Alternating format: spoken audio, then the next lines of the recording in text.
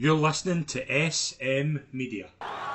You're listening to Behind the Whistles with Des Roach, Steve Conroy, brought to you in association with Exacta Concrete Flooring, Beats and Roxborough Group, and part of the SM Media Podcast Network.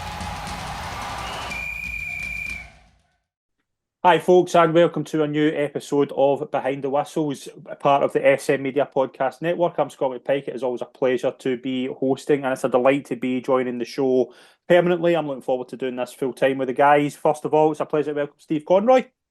Hello, good to see you again. Always a pleasure, and it's a delight to always be joined by Des Roach. How are we doing, guys? It's a pleasure. We are kind of starting afresh on the Behind the Whistle channel. I'm really excited that the guys have agreed to join me on SM Media. We'll be doing a show every week. First of all, Des, thank you very much for the opportunity. Listen, it's nothing to do with me. It's a joint venture with us all, and I think it's going to be, well, hopefully an exciting and insightful future. As we've always said, you don't need to agree with us, but we'll give you an opinion. Absolutely. Yep. Absolutely. And Steve, again, thanks very much. Always appreciate it. Not a problem. And that's us now moved house. I know I'm still low tech just now, but I'll locate all the proper stuff in one of the boxes one of these days. You won't. Aye, probably. So get used to that view, folks. It's quite a nice view, actually. I quite like it. You'll see, obviously, the logos in the background for us. We'll get Steve sorted in that in the next couple of weeks, but the view, the July 1942. But in terms of the weekend, obviously, we had a very rare occasion where all 6 Premiership games took place on a Saturday. I can't remember the last time that's happened. But it wasn't just that was quite dramatic. We also had Storm Bert making its way in. A few of the games looked in jeopardy. Obviously, the fixtures below the Premiership got absolutely decimated. I think there was only 3 that took place. But we managed to get all 6 Premiership games going. I wanted to ask before we obviously talk about all the kind of games and look at the kind of big decisions. When you're in that kind of position where, obviously we saw with the St Mirren Aberdeen game, the kick-off had to be delayed. There was a few pitch inspections. Steve, we'll start with you. When kind of decisions are having to be made like that, obviously travel from, like, for example, Aberdeen to Paisley obviously plays a part as well. What is the kind of situation there? How does the kind of referee kind of go about postponing the game, and kind of do they take into effect other people's kind of travel and things like that? Or is that kind of second? Well, we have to say right from the beginning is that the decision to call a pitch inspection is nothing to do with the referee. Right, okay. So see and especially in League 2 yesterday, there was games being postponed to 2:30, which is utterly ludicrous. The ref is totally at the behest of the SFA or the home team. I've had occasions where I've been asked to do a pitch inspection on the Thursday for a Saturday game. I've been in the position where there hasn't been a pitch inspection called. So the one on the Thursday, I turned up, called the game off because the pitch was unplayable on the Thursday, and they said, "Can you not come back later on and check it?" Well, no, you asked for a pitch inspection. The pitch is not playable, so that was that. But I've also had one up in Elgin, of all places, and from down here, turned up there, and you're meant to be at the ground. Unless you hear otherwise, you're at the ground an hour and a half before kick-off. Turned up at the pitch, and it was totally unplayable. I had not the faintest clue that there was any problem. So pitched up at half past 1 or whatever to call the game off. And that looks as though it's the ref that's doing that. Mm-hmm. And it's totally not. The fact that they'll postpone it at 2:30, you can imagine you're getting there at 1:30, and say again I'm up at Elgin and it's Livingston that are playing. Mm-hmm. The fans are en route, so you might listen to the groundsman and say, "I can have this ready for you," and you might give them some time, but it's not the ref's fault. They are totally innocent in this. Yeah. Des, I've always kind of wondered that, because like you do look at yesterday, obviously John Beaton was very much at the kind of forefront of any sort of camera work and things like that. But it is, as Steve says, I didn't know this until recently, it is very much the SFA kind of decide what's happening. The referee kind of has to just go with it. All you can do is make your decision on how the pitch is at that moment in time. You can't say, "Oh, in an hour it might be better. In 2 hours it might be better." Is that pitch playable at that moment in time? And the first and foremost is you've got the safeguarding of the players' welfare. Yeah. So there is nothing that a referee can do. If you call that game on or off, then it's at your behest. Absolutely, no problem. But it's not a referee's decision. The referee can only make the decision at that moment in time.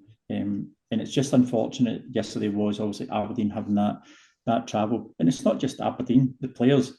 You've got the supporters, you've got everybody. And it's also the travel back out to go back up. And what's the weather going to be like? Referees are not weather forecasters. You can only make the decision on, is that pitch playable? Is it safe? Is it safe for all 22 players on that pitch? And that's it. Into obviously the games on Saturday. We'll start with the latest game, Hearts 1, Celtic 4, a game that was very, very quiet first half, but did come to life.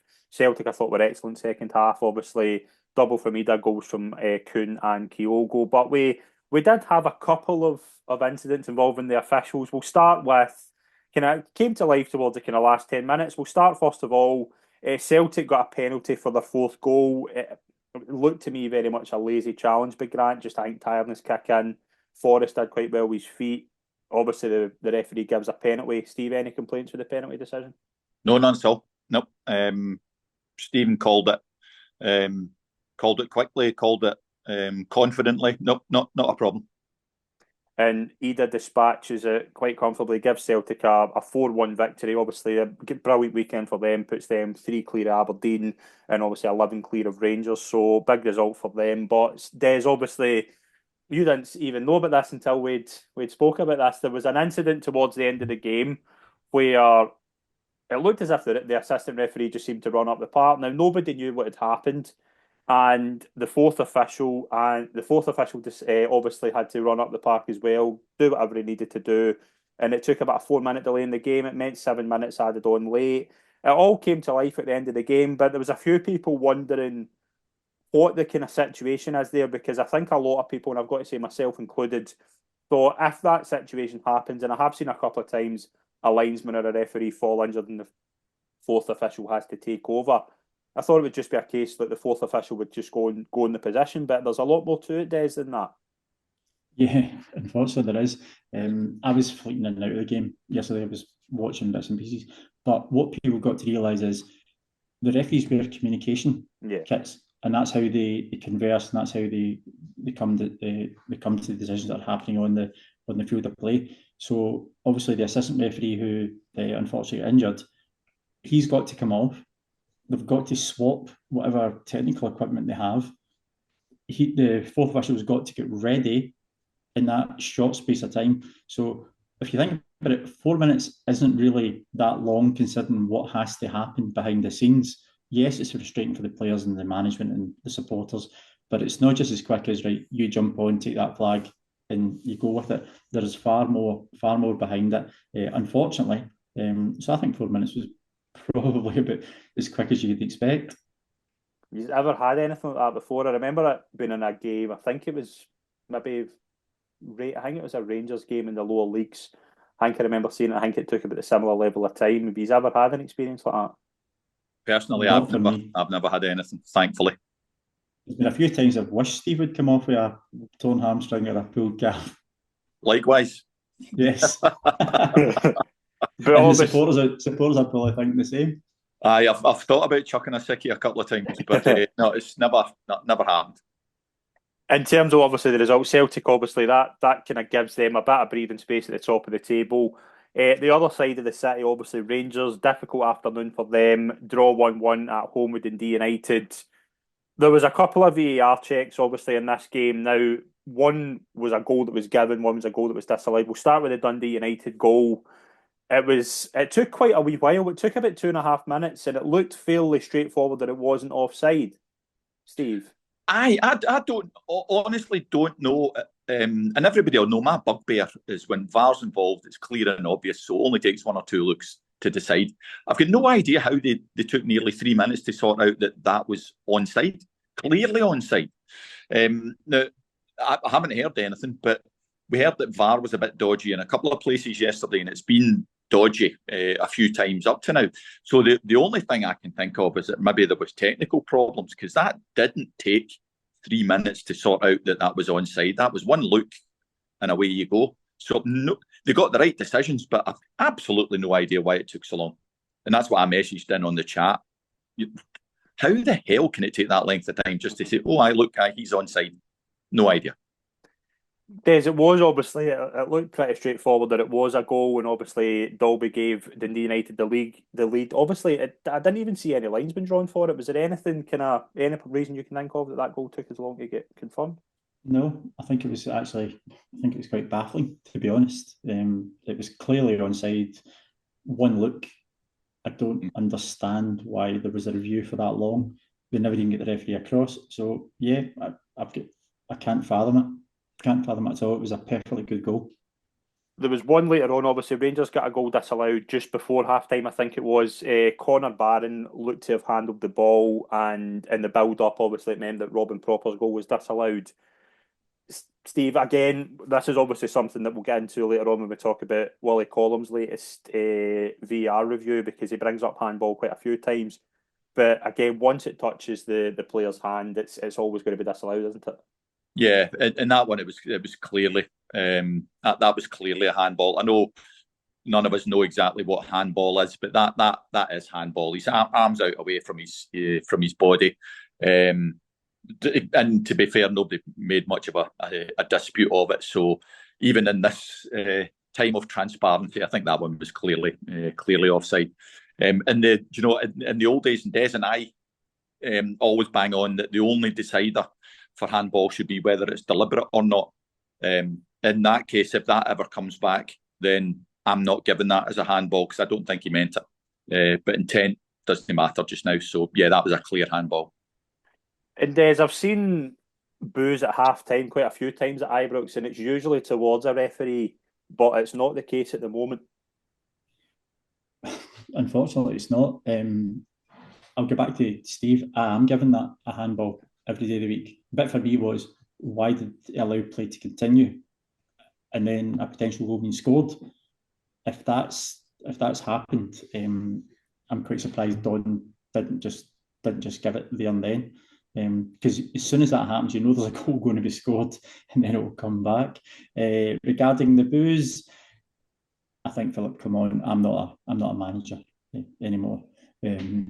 But I just think he's in a very critical phase of where he is at this moment in time. For the club, we're not here to comment on what managers are, but he's looking for any 3 points that he can get at this moment in time. It's very much going to be a tricky December coming up. Games against Tottenham and Celtic to follow for Philippe Clement, and again with talk of a new chairman and CEO, it's going to be could be all change at Rangers between now and Christmas, and we'll see what happens. But St Mirren 2, Aberdeen 1. Obviously, Aberdeen's unbeaten league start came to an end. We obviously mentioned that the wee bit of a delay in the game eventually went ahead. One big decision that was overturned was in this game, and it was a red card shown to Alex Gogic. It was obviously given by the referee, John Beaton, straight away. I don't think he had any hesitation. Then VAR overturned it, and it was reduced to a yellow. Steve, we'll start with you in this. Obviously, he won the ball, it looked like to me. Mm-hmm. Oh, absolutely. And just before we touch on that, I love in this era of silky soccer, the ball being played out for the back, a la Guardiola, that the opening goal's just a huge punt down the pitch, and it's a foot race. Brilliant.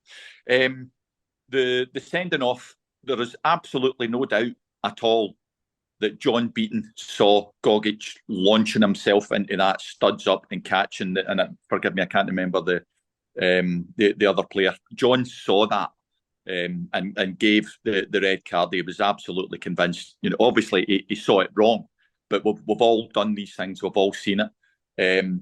But that's what VAR's meant to do. And I've got absolutely no doubt at all that this assistant on this side's also shouting, John, that's not what's happened. But we've all been there, so we can't criticise John other than saying that he made a mistake. But that's what VAR's meant to be for. If you could bottle it and show it to everybody, that's it.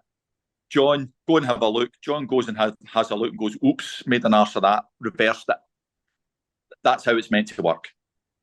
That is how it's meant to work, and it was fairly straightforward. Like, it looked to be a very simple process.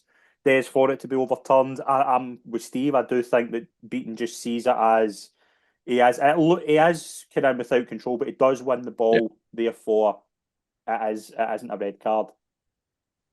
Yeah, it's not a red card. And listen, every day of the week, it's never a red card for St. Mirren. I'm just putting that out there. Where do you live again, Des? I don't know. I sent you a picture yesterday with the snow. St. Mirrenshire. Yes, it was robust. Okay, that's fine. But because it's robust, it doesn't necessarily make it a red card. He's won the ball. It's not serious foul play, which is obviously what John has thought. It's, in our old days, it goes down to reckless and dangerous, which is a yellow card sanction. And that's correctly what he received. I think John's jumped in there too early. It's not the first time he's done it. Won't be the last. But yeah, I'm more than happy. If it was a red card and he stuck to the red card after reviewing it, I would be then more concerned. But no, the full team came to the correct decision. And as we've just obviously previously mentioned, that is why VAR is there, to get the clear and obvious decisions correct on the football field. And that's what accounted for there yesterday. This is one of the incidents I'm quite intrigued to see what the communication was, because it did seem quite quick. I'm quite intrigued to see like what the kind of decision making is there, because obviously we are hearing that in these reviews that we will talk about. But I do think it was quite a simple process. I'm quite keen to see how it was performed. The other game, the quarter to six game, was Dundee 4, Hibernian 1. It just seems to be going bad to worse for David Gray, and a lot of talk was coming out about how poor Hibernian were. They were obviously weren't helped with the red card given to Jordan Abita. Steve, I watched this game, and as soon as I saw this, I know Michael Stewart was very vocal about his disapproval of the red card. I thought at first he won the ball, but the more I've seen it back, it's a dangerous challenge. It's more than dangerous. It's endangering the welfare and safety of the opponent. That's a red card every day of the week. There's absolutely no doubt. And you know, pundits are very annoying sometimes when they try and criticise our guys and criticise decisions that they've made, and you've never played football, all that sort of stuff. Well, the reverse of that is that you've never been on a pitch and had to vouch for the safety of players. That if Nick had let that go, there would have been uproar. Yeah. That was, you know, I was going to say appalling. It's not the worst one we've seen, but there's absolutely no doubt whatsoever that that's a nailed on red. Des, it seems like obviously like he loses the ball and then obviously tries to win it back, but it does go in, and you can see the ball kind of pivot, but also it does catch him. It's one of those where maybe 10 years ago it maybe doesn't get a red card.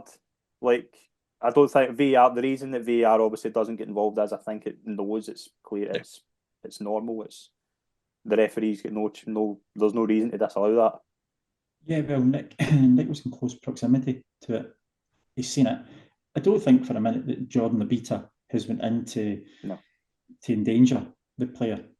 But the fact that he's taken a bad touch, he's tried to recover it, he's lunged, he's extended himself, he's went over the ball, he's caught the player above the boot, on the ankle.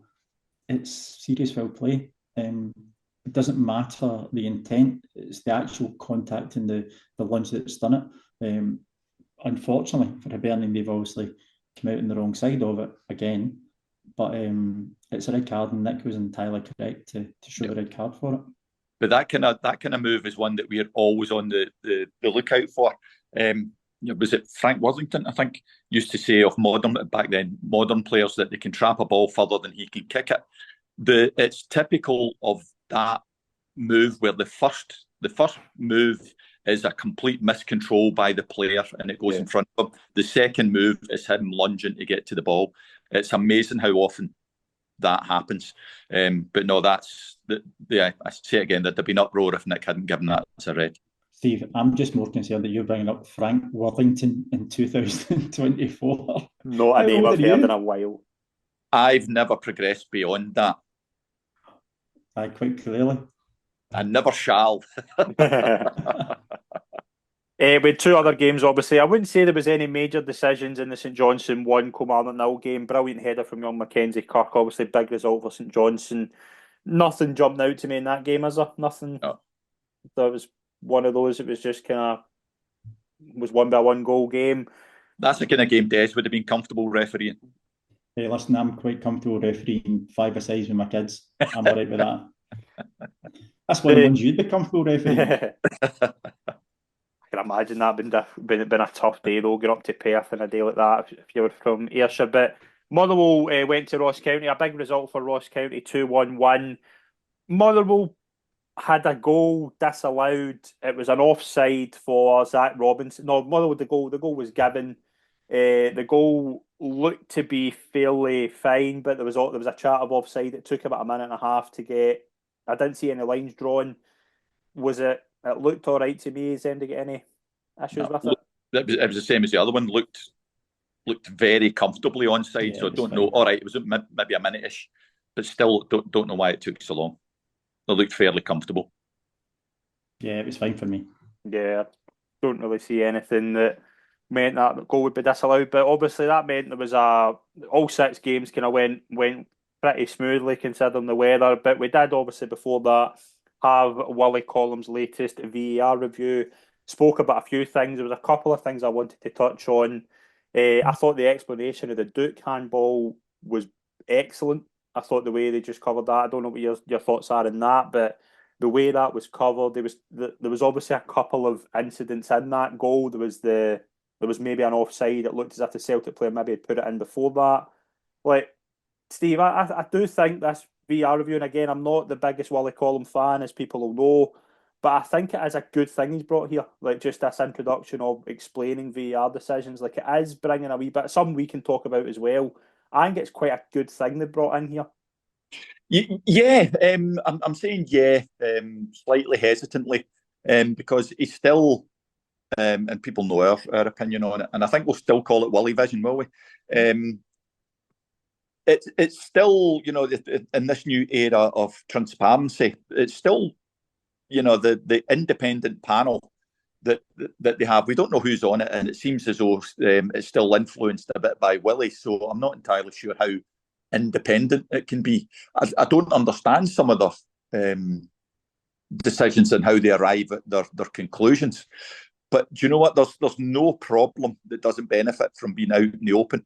So absolutely fair play to them for bringing it in. I think it still needs a lot of work, and it still needs a lot of effort to make it independent and transparent. But you've got to start somewhere. So yeah, no issues that they're trying it. What about the one? I think it was the St Johnstone Dundee game where obviously it was an offside goal, but there was obviously a few kind of wee things with it. I've got it here in front of me. Obviously, they do keep the referee's on-field decision, but the way they're kind of going about it, Willie was very, very praiseworthy of the assistant VAR in that regard. Like, it shows you that it isn't just a VAR. There are other people there, Des, who are obviously helping this decision become clear. Like, it's not just a VAR telling a referee. You can hear in the background of that discussion in particular. There's quite a few voices in the background making this decision. Yeah, I mean, when you look at it, I mean, the referees listen to the VAR, the assistant VAR. You can hear the VAR talking to the person who's doing the clips and asking them to move lines, etc. So it's extremely busy. Yeah, we entirely get that. But the main thing is, let's get to the right decision. That's the be all and end all. To tag on with what Steve's saying, I think it's refreshing to see that the Scottish FA are coming out with Steve calls it Wullievision, but I wouldn't type that into Google anytime soon. Just be careful how you spell it. I know. I think it's good, but I also think it has to be a wee bit independent as well, because there's decisions that will be shown to highlight. I thought what was really good, straight away with the Celtic one, the Motherwell Celtic and the Maeda, and they're talking that how it should have been a penalty and this is what came together, and the referee got it wrong because saying it was a footballing contact. That is refreshing. But let's see that for all contentious decisions, not just highlighting ones that everybody in the world could see was potentially wrong. So going forward, yes, absolutely. Let's see how long it goes. Let's see how it progresses through the season, and it'll be interesting to see how it comes when cup semi-finals and cup finals and major derbies come around, and let's see how many of those points are highlighted. What about the one with, is it the Casper Schmeichel? I can't remember what game it's in. I know it's obviously a Celtic game. That was Celtic Kilmarnock. That was do you think that was violent conduct? Like the way he explained that was kind of like weird. I thought like, what is the kind of definition of violent conduct? Because to me that does look like what he described. I thought he was lucky to get away. Yeah. I thought he was lucky to get away. I thought that the intent was there, and purely because Casper Schmeichel was maybe physically bigger and taller, he's got away with it. I think that was one that I did have a concern over. Yeah, I don't think there's any written definition of what violent conduct is, but if you think that somebody has, my simple wee mind, if somebody has deliberately gone to hurt somebody out with a potentially footballing incident, because we've all seen, the straight leg tackle on somebody's shins, you would do that for serious foul play rather than violent conduct. But if the ball hadn't been anywhere near them and you straight legged somebody in the shins, that's violent conduct. So if it's out with the potential of being a footballing incident, that's violent. And I agree. I think he was a lucky boy. And possibly because Schmeichel could stand up for himself, but that shouldn't be a consideration. If it's violent conduct, it's violent conduct. Any other takeaways from, as you call it, Wullievision? No, we'll leave that for another time. We'll leave that for another time. But obviously we're kind of getting these once a month, and I think obviously it will be quite busy that we're going to see in the next few weeks a lot more games. As I say, it's pretty much a clean slate now from now to March, so we are going to see games every week. So like Wullievision will be a lot more consistent in terms of kind of every week. Like it's going to be very, very busy from now until the international break, so it's going to be quite hectic. Yeah. And thankfully the next international break's what, March? March, yeah, and Scotland are drawing Greece, so there will be. But yeah, I mean, there's going to be a lot more happening. Guys, we're going to wrap it up there, but it's been an absolute pleasure as always. Thank you very much, first of all, with Steve. Cheers. Absolute pleasure as usual. And to Des, thank you very much indeed. Thank you very much, Scott. And we will be back next week for the latest episode of Behind the Whistles. And as usual, follow us on social media. You can find us at Behind TW. You'll see us on Twitter. We will be setting up a Facebook and Instagram. We will be getting that in the next few days. So as always, follow us on that. But as I say, Twitter will be the best place to find us. YouTube, podcast, wherever you get your podcasts as well. You will be able to find it as part of the SM Media feed, and as well, you will see it on all the Behind the Whistle social media. So again, thank you very much, guys. We'll see you all soon. Thank you. Cheers.